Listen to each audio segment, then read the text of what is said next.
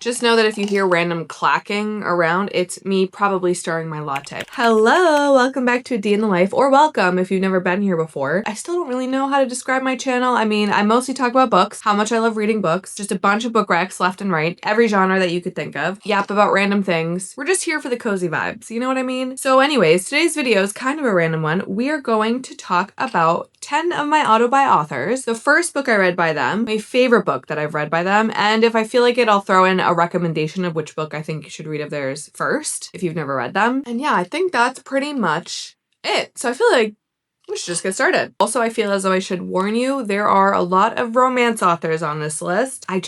That is my favorite genre. And once you find a romance author that works for you, you just want to read all of their books. So anyways, let's start with Emily Henry. So I have read every single book of hers. Generally speaking, I think she can do no wrong. Her style of romance is very much, I think, somewhere in the middle of fluffy and serious. The way this woman can create chemistry in a book should be studied. And every single book of hers, I fly through, I eat up. The first book that I read was Beach Read. I feel like I knew nothing about her when I read this book. This was before I was on Book Talk. This is a romance between two authors staying on lake houses in Michigan for the summer. January is a romance author, and then Gus is like a more serious fiction writer. They're not true rivals in the sense that they hate each other. There just seems to be like a little bit of tension underlying between them, and they decide that they're going to challenge each other to write their next book in each other's genre. So January has to teach Gus all about romance, etc., etc. I loved it. I cried. Her relationship with her father is a little bit rocky. Pretty much any book that has that as a theme will make me cry. I don't know. It's a whole thing. I love my dad, so I don't know what it is, but I loved it. And my favorite book by Emily Henry is still Beach Read. I have read every single one of her books, and nothing has really made me feel the way that I did after I read this book. Funny Story came close, and I love that one too. And I actually think that one is a better intro to Emily Henry because it's a little bit more rom-com-y than her other books. Really good banter. Fake dating I feel like is always easier to eat up. I'd probably recommend Funny Story, and especially because a lot of people don't actually like Beach Read, and to those people I don't understand. I'm done yapping about Emily Henry. Let's move on to the next author. I kind of feel like we should do another romance author before I change the script a little bit. So let's talk about Ali Hazelwood. I don't know what it is about her writing, but I eat up every single one of her books. The banter is just so good. There is one thing about her writing that irks me every time, and it's the fact that every man is too big. I hate that trope so much, but I can get past it in every single one because I just simply don't care. Now, a bit of a crazy move for me, but the first book I read by her was actually Bride, which was her first foray into paranormal romance, at least as far as I know. This is a romance between a vampire and a werewolf, very Twilight-esque, although there's an additional element of nodding, which you're just gonna have to Google that. It somehow didn't bother me. I know it bothers a lot of people, but apparently it's a big thing in this realm of romance. Anyways, I loved it. I read it in one sitting. I stayed up until probably 2 a.m. I mean, the other thing about her books is that they feel very fast paced. I read it, I think, in the span of a few hours, maybe like 4 hours. I didn't go to bed that late. I just couldn't put it down. The banter, oh, it was so good. It was a 5-star read. Not my favorite Ali Hazelwood, although I will say, again, I have eaten up every single one of her books, but my absolute favorite of hers, I don't know what exactly it is about this book, is Love Theoretically. Oh, Jack, this book boyfriend is one of my all-time favorites. I think he is my favorite, and I don't even know what it is. He's like a big grizzly bear, protective, smart, studious man, has a little bit of a dirty mouth, just hot. So hot. This book follows Elsie, who is an adjunct professor. She's trying to get tenure because she's not making enough money, so she has this other side gig where she pretends to be people's girlfriends. So this one guy that she's pretending to be his girlfriend, she runs into his brother, who happens to be Jack, and Jack doesn't seem to like her, so there's a little bit of a rivals, enemies situation. If you are a fan of STEM romances, or if you think that it's something you would like, I do recommend picking this one up first. I think it's better than The Love Hypothesis. Although The Love Hypothesis is becoming a movie, so maybe in that case, you should read that first. I feel like you kind of can't go wrong if you like STEM. If you do want to try Ali, but you don't want a lot of spice, I would try Check and Mate. That's a YA romance, and it's between two chess players, so a little less STEM-y. And if you're not afraid of a little bit of extra paranormal features, then I honestly say you could start with Bride. Also, I will say I have read every single one of her full-length novels except for one, which is Love on the Brain. That one is actually, I think, her lowest rated, so I don't really feel like that one will dethrone it, and I don't know that a new book will be able to dethrone it, but I would love for her to try. I will love anything she puts out, but I think this one will forever have the #1 spot. Okay, let's switch gears a little bit and talk about romantasy. My #1 romantasy author is Sarah J. Maas. I don't care how basic that makes me. I love her books. They're the reason that I am a feral reader once again. I was when I was younger, took a pause, then became like a light reader here and there, and now I just can't stop. And it's fully because of her writing. So I obviously started with ACOTAR, A Court of Thorns and Roses. Loved it. Loved it. A lot of people don't like that book. I don't really know why. I loved it. But my #1 favorite of hers still, after reading every single one of her books, is A Court of Mist and Fury. I think Rhys is my favorite book boyfriend of all of her men. I think if you're looking for an intro into fantasy, nothing will beat A Court of Thorns and Roses as a series. And now is a really good time to get into it because she finally announced new books in the series. They come out at the end of this year, so you have plenty of time to read them. And if you don't know anything about this series, it's a fantasy with fae, or like, I think fae are fairies. Me describing fantasy books is like a dog trying to say a human word. Like, I simply can't, I can't describe fantasy plots because I am a fantasy vibe reader. I don't annotate. I don't dissect every single theory. I just care what I'm reading about in that moment. I don't go back to the map to try to figure out where the hell they are in the world. I just read for the vibes. And the vibes in A Court of Thorns and Roses, fantastic. Okay, let's go horror for a hot sec. So I am newer to the horror genre. I realized something recently. So I get very easily scared with scary movies. I don't like them. I can do a lot more in a book. And I think it's because I have at least partial, if not full on, aphantasia, which is basically when you close your eyes and you try to picture something, you can't actually see it. Like, you know what it is that you're trying to picture, but I close my eyes and everything is black. And so I think when I read a scary book, I don't really picture what's happening. I can just read it, again, for the vibes. But if I'm watching it, I can see it vividly and it scares the living shit out of me. I'm new to the horror genre, so if any of you watching have any horror recs for me, please let me know. My favorite horror author is Rachel Harrison. I don't think her books are necessarily light horror, but they do have some comedy to them, a little bit of romance, which, if you know I love. I have started to go through her backlist after reading the first one, which was So Thirsty. This came out, I don't remember when this came out. I think this came out in 2024. Yeah, this is about vampires, and that's why I picked it up, because I love vampires. I actually went into it not realizing it was full-on horror, but I loved it. It's under 300 pages. It's about two best friends who go on this trip together. They're a little bit toxic. They like have been hiding a lot of things from each other, but they're lifelong friends, so they have a lot of history. That's all I can really tell you without spoiling anything, but it's obviously vampire related, and there's romance in it, and there were a couple scenes that scared the shit out of me, but I still ate it up. I have read a couple more of hers. I still have a lot of work to do, but at this current moment, my favorite one is her newest, which is Play Nice. This one was so fun. It's about a woman who is an influencer. Her mother passes away and she ends up getting ownership of her mother's house, which her mother has claimed is haunted. So Cleo is the main character and she doesn't really remember anything from her childhood. Her older sisters remember a lot, so they refuse to go anywhere near the house. So Cleo decides she's going to renovate it. Shit hits the fan and it was so chaotic, but so funny. And again, the romance in it was cute. Every single one of her books has like a different type of paranormal themes. She has a book called Such Sharp Teeth, which is about werewolves. She has a book called Cackle. It's about witches. There's a couple other books. She also has a new book coming out called Kiss, Slay, Repeat, which is about a time loop, which I love. So I'm excited for that one too. This is my favorite so far. I think if you're deciding which one to start with, just pick the type of paranormal element you want to read about and go from there. Okay, back to romance. Let's talk about Annabel Monaghan. This is a newer romance author to me that I have become obsessed with. Her romances are the perfect length. They're usually about older characters, which I love. I've said this before. As a woman in her 30s, still single, when the main female character is older, I thrive because then I kind of feel like it could happen to me. And I love that. Now, Annabel's writing is mostly, I would say, closed door romance or maybe fade to black. Like there will be some light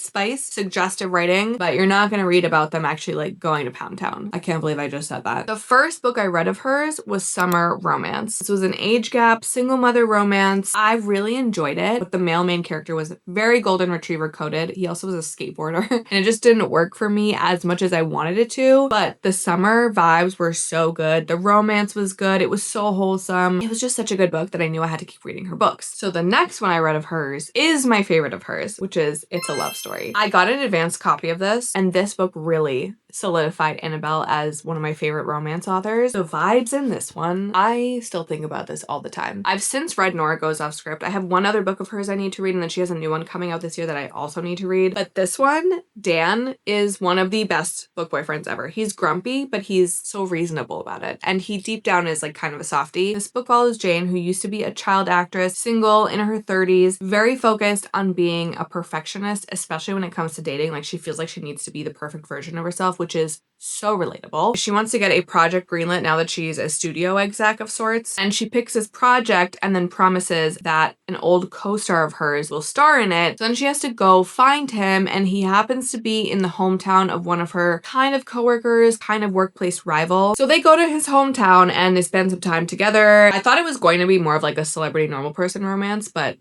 I was wrong. And honestly, it's just so much better the way that it is. Again, peak summer romance vibes, a little bit of found family, which was a fun addition. There is a third act breakup in this. I'm somebody that can deal with third act breakups, so just take that warning with a grain of salt, but I love this so much. However, I will say, as a starter rec for all of her books, I do think her first adult romance, which is Nora Goes Off Script, is the best for an intro to Annabel's world. I just think the pacing of that one was perfection. It's a celebrity normal person romance, single parent. I don't know. I just really love the structure of that book. So as a starter one, I recommend that one, but this one is so far my favorite of hers. All right, quick coffee break.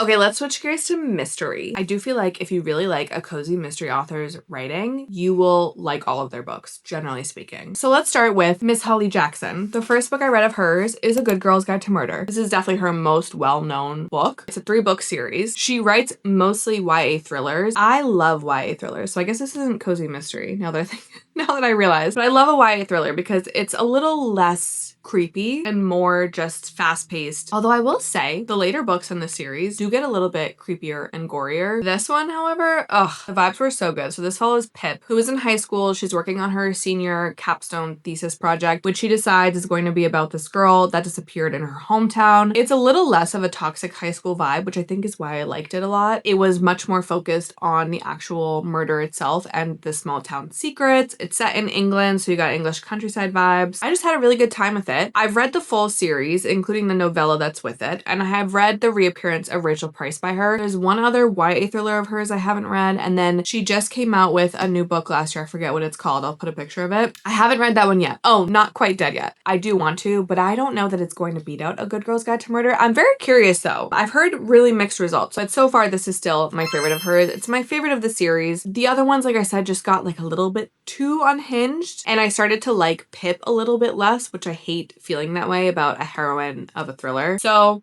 yeah, this is still my favorite of hers. Definitely my recommendation for the first book of hers to read. If you're not a thriller reader, but you want to try it out, YA thrillers are the way to go. And this one is always going to be my #1 rec because, I don't know, it just works. Okay, now for cozy mysteries, actually this time, my all-time autobuy author in this genre is Richard Osman, the author of the Thursday Murder Club, which if you follow me anywhere, you know how much I'm obsessed with that series. I've read the entire series. I've also read the first book in his newer series titled We Solve Murders. I forget if that's what the series is called. He has a new book coming out in that series later this fall, but the first book of his that I read was The Thursday Murder Club, and I wouldn't say I was obsessed when I first read it. The vibes were good. It was very cozy, very wholesome. It follows 4 retirees living in a retirement community home in England. They're all kind of different characters, and you love them all in different ways. And it starts off with them being just in a very wholesome, casual club where they try to solve unsolved mysteries. I don't remember how, but somehow they get entangled into a real life mystery, and so they try to solve it, and everyone underestimates them. It's a little bit chaotic. There's a lot of characters in this, and it's a little bit slower than what I would have liked, but something about it made me feel like I had to keep going. So everyone that I know that has read this book and not continued, I beg them to keep going because my favorite book of his is the second book, The Man Who Died Twice. There is one scene very early on in this book that I think about all the time because I don't know that I have ever laughed out loud harder. I remember I was sitting next to my friend and I had to tell him what I had laughed at because it was so good. And you start to see all the characters really get intertwined with each other, really become there for each other. You're used to a lot of them, so it's less confusing. There's less intros as you go on. Each book honestly is so good in the series, but I think this one still has my heart as my favorite for some reason. reason. I don't know. Maybe because it was like really the turning point for me in the series. Now his new series, We Solve Murders, I don't love as much, but it was just the first book and I'm kind of feeling like the same thing will happen as it did with Thursday Murder Club, where I will love the second one. So I am excited to read the second one. I will be first in line, but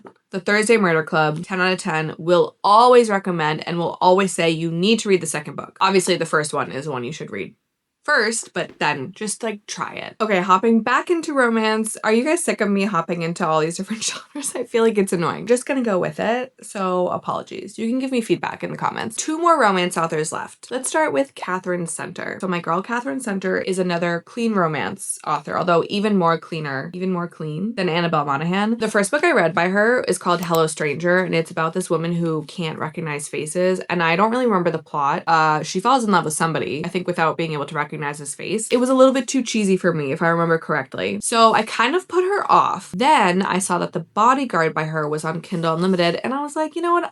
I'll take a shot. I'll read it. I read that book and I was like, I cannot believe this book is on Kindle Unlimited for free. I mean, not for free, but you know what I mean. I loved it. Couldn't put it down. There was an epilogue in it that I simply did not need, but up until that epilogue, that one is a bodyguard romance, obviously, but the woman is the bodyguard and there's like a fake dating, celebrity normal person situation. It was so, so good. I mean, I read a couple more of hers and that was still my favorite. And then I read the Rom-Commers, and this is by far my favorite of hers. Charlie, another one of my favorite book boyfriends. I don't remember what it was about him. I mean, he's a little bit of a grump and I love the grumps. This has a lot of similarities to Beach Read, so maybe that's also why I loved it so much. So it's about 2 screenplay writers. Emma is kind of a novice, but she ends up getting hired to help Charlie write a romance screenplay because that's not what he writes. So they fly her out to LA, I think, and she stays with him and helps him write it. And she has to do the same thing where she has to like teach him how to write romance because he's a little bit of a bah humbug when it comes to love. I love that aspect of it. One thing about Katherine is she writes incredible banter.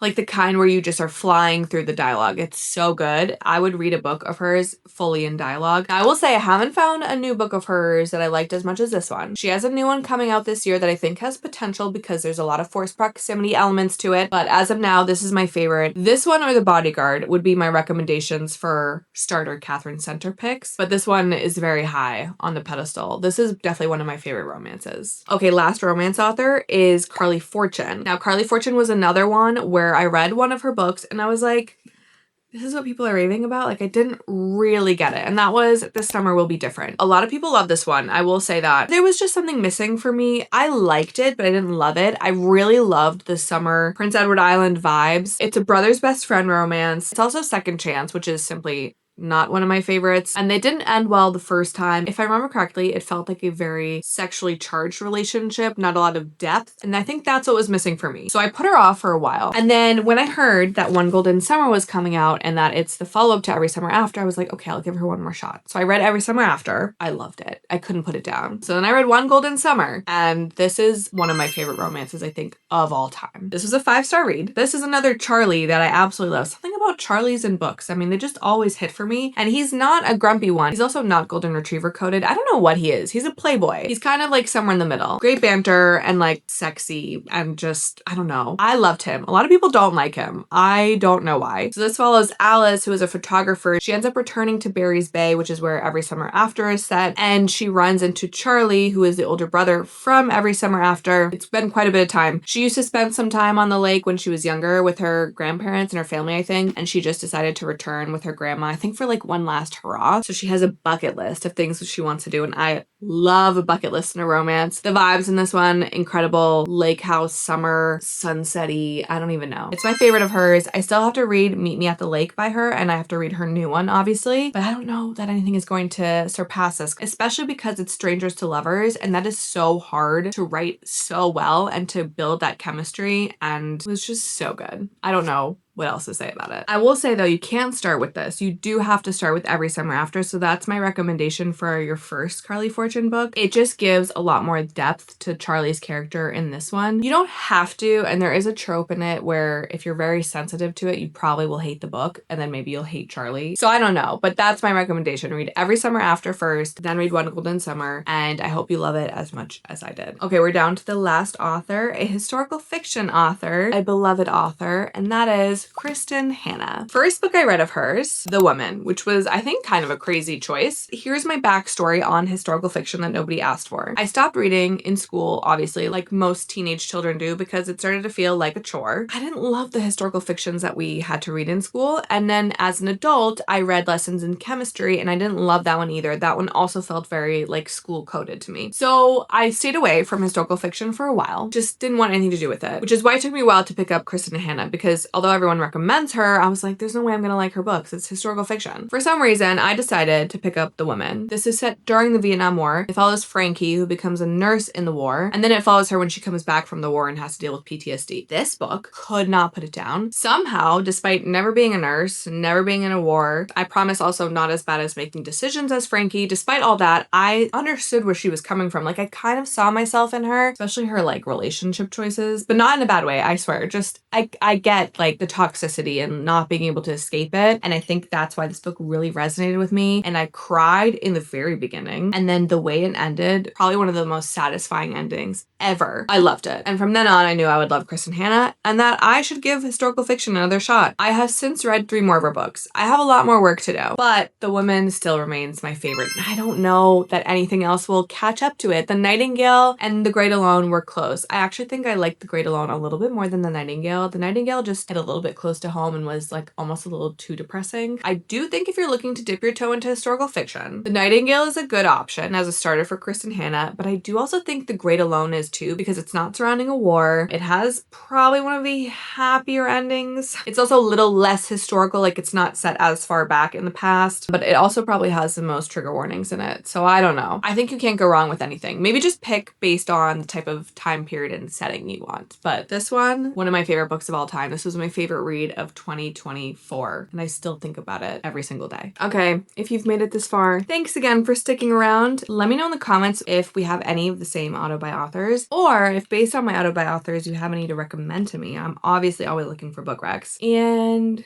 yeah, that's all. So as always, thanks for hanging, and I hope to see you next time.